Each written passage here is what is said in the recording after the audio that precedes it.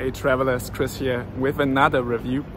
Today we're actually looking at the Japan Airlines international business class. This is actually the first time for me to fly with Japan Airlines at all, internationally at least. And I'm really excited to see the business class. I have read a couple of reviews and it sounds really good. So I can't wait to see how it's going.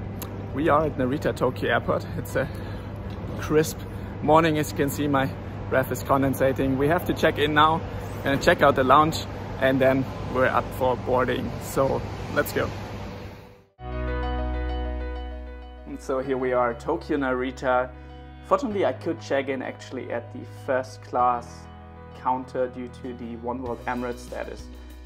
Now for this flight I actually used my Finnair miles, and it did not feel like the greatest redemption, but still it was actually in hindsight quite okay. You can see I paid 255,000 miles and around $700 of taxes. It sounds like quite a lot, but the flight also would have cost almost $6,000. So ultimately 2 cents per mile of redemption value sounds quite okay. Before heading to the plane, and rather the gate, I wanted to make sure to hop over to the JAL first class lounge and actually also the business class lounge. Now I have a separate review on both of these, so I'll link it up somewhere below. It's quite an interesting lounge to say the least, and I actually have a lot to say, so yeah. From the lounge it then was just a 2-minute walk to the gate where the flight would depart. That was super convenient. We're departing today from gate 62. Unfortunately there was no fast track through security, but overall Narita is not super busy. And you also have a quick glimpse at the A380 by ANA with this turtle design that actually flies to Hawaii. And here you already can see the Boeing 787-9 that I'm going to fly today.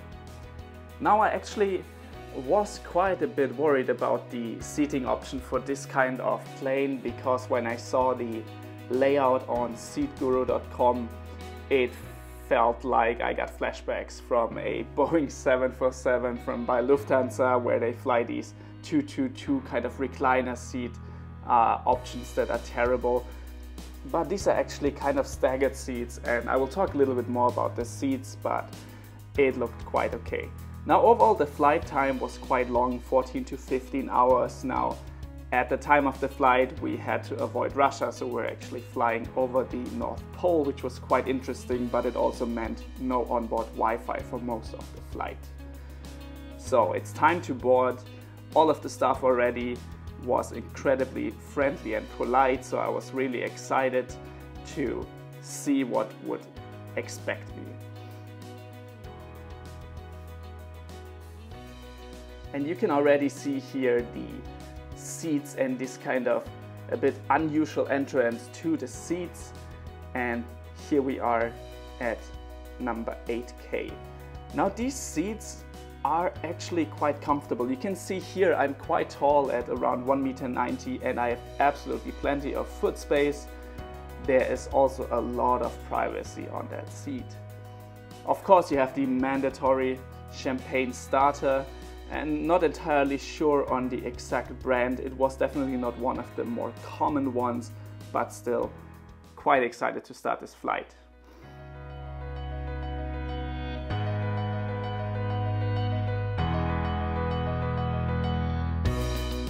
And as we were getting ready for takeoff, here's just another glimpse at this beautiful, beautiful A380 by ANA. I really love to see that one. And there we go.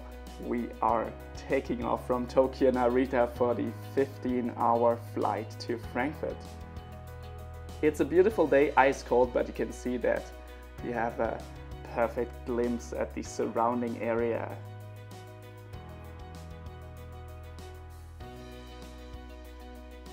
And so as we were reaching a more stable altitude and the seatbelt signs came off, I had a chance to look a bit more at actually the seat. So for this flight, in this 222 configuration with the seat that's actually called the JAL Sky Suite, the nice part is that you actually have access to the aisle on every seat. And you also have an immense level of privacy, especially on these window seats, as you can see here. I also love the materials. It's mostly these darker red shades and black shades that JAL is kind of famous for, and those are their corporate colors. You have all the usual amenities that you get: a bottle of water, you have a table. Now, I have to say that a little bit of a downside of this seat is that there's very little storage room, which meant that, for example, there was not actually a very convenient place to actually store the water bottle. But besides that, especially with this privacy divider up, you have an incredible level of privacy. It's not completely up to the ceiling, but still, to be honest, I felt super comfortable there. Now, you have to have them down for start and landing, but other than that, you can immediately start to get in your own private cocoon there. You can see that there's also plenty of leg rest space. Again, I am quite tall, so I was surprised just how much space I had, but you can also see that I had to put a lot of things around the seat. Besides that, the seat is quite wide. What is a bit awkward is that these armrests actually move down quite soon. So if you are in this kind of lounge position, then the armrests kind of disappear and you're kind of like lacking the support. So it's a bit awkward, but anyway, material's great. You can see it here, also a little bit of leather, and also the seats were fairly modern, and you could tell that this is not a very old machine. I was quite grateful for that. But again, as mentioned, storage space is a bit awkward. You cannot put it up there because that's kind of where you're supposed to pull the table out, and there's also nothing on the left side, which you have in other planes. Now coming to the headphones, those ones were terrible, like straight out terrible. Compared to some other business classes around there, these are just so flimsy, and to be honest, even after 1 or 2 minutes of wearing them, they felt terrible and hurt my ears. Might just be my ears, I don't know, but compared to most other airlines' headphones that I've experienced, this is just not good, and I actually ended up not using them at all and just was using my own pair of headphones, which, to be fair, most frequent flyers bring anyway, but I thought I would give it a try. And yeah, it's very uncomfortable on the top because it's just plastic, and then on the sides it's not really over-ear but more of an on-ear experience, so not great. But they are actively noise cancelling, and of course if you don't have any headphones otherwise with you, then these might be at least, you know, the next best thing. I guess they're better than nothing, but that's a low bar to clear. So yeah, not great on these ones.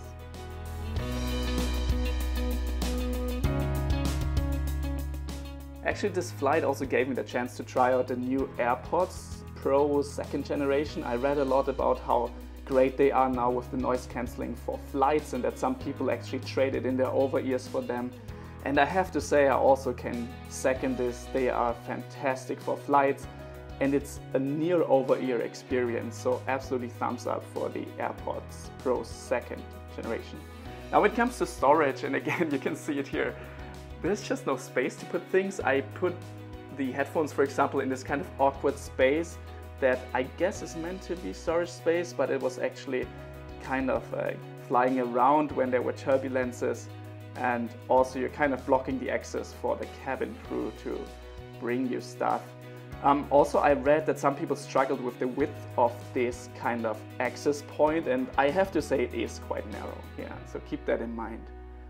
Other than that, of course, it's a fairly new Dreamliner. You have an international power plug, you have a USB plug, you have a little bit of storage below there for your personal items, and of course in front of the TV.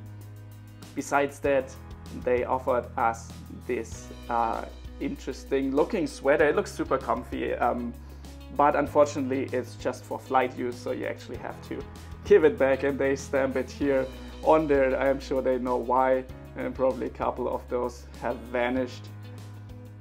When it comes to the in-flight entertainment, then you can already see the screen is massive, and that's really impressive, and I love this screen.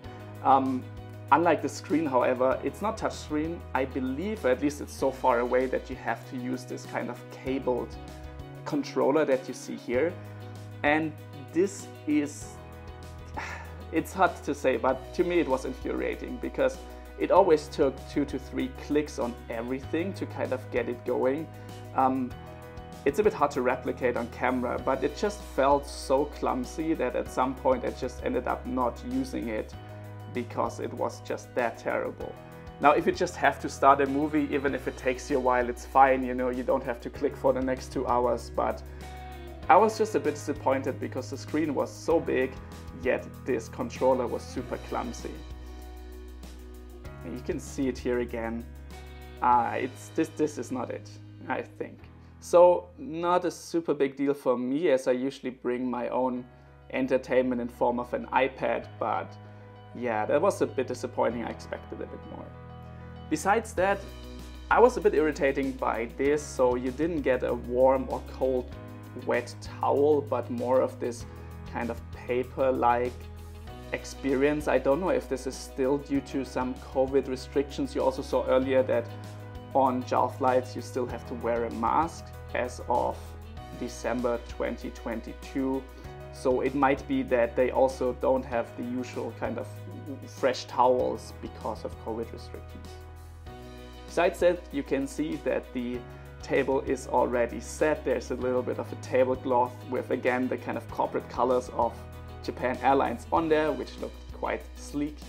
I was really excited for the food because, having read a couple of reviews about the flight, both Japanese carriers always get super great reviews, so I couldn't wait to try it out.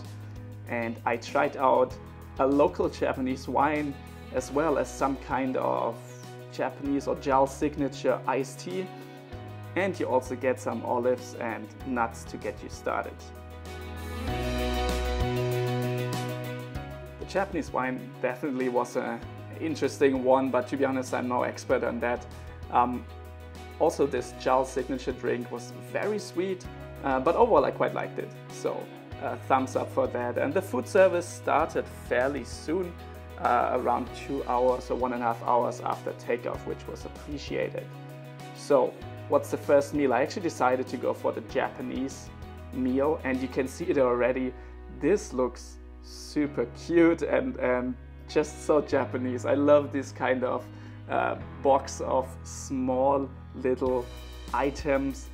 To be honest, I decided to not read up on what each of these is because I think it's just more fun to try it out. But if you want to read up on it, you have it here. You can check it out. But it was a wild mix. And this was actually just the starter course. There was a second course that you can see here, of course, with a miso soup and also some steamed chicken.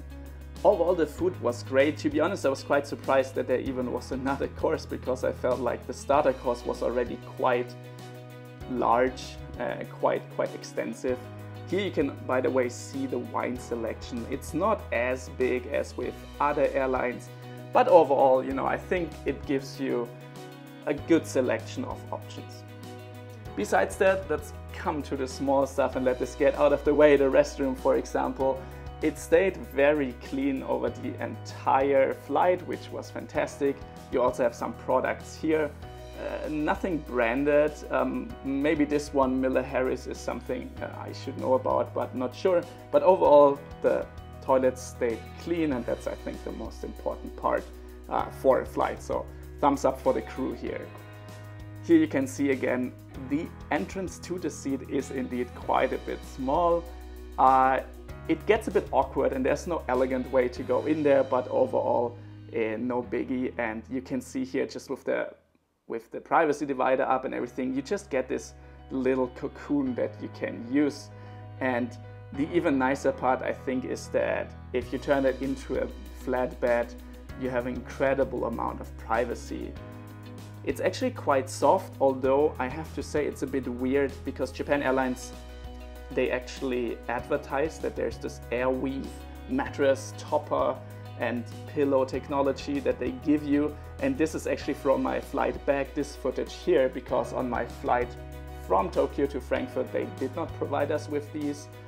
I don't know why, or if I should have asked, but either way, with the mattress, actually it gives you quite a bit of extra cushioning and it's very comfortable. Even for side sleepers, I think the seat together with the cushioning is quite enough.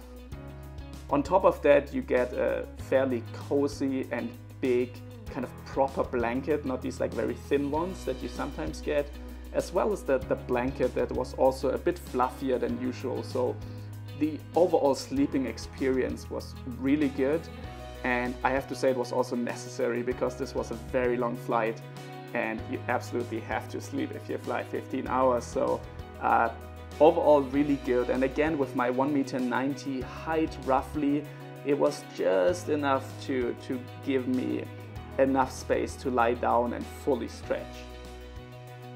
You can see it also here. We were roughly halfway in,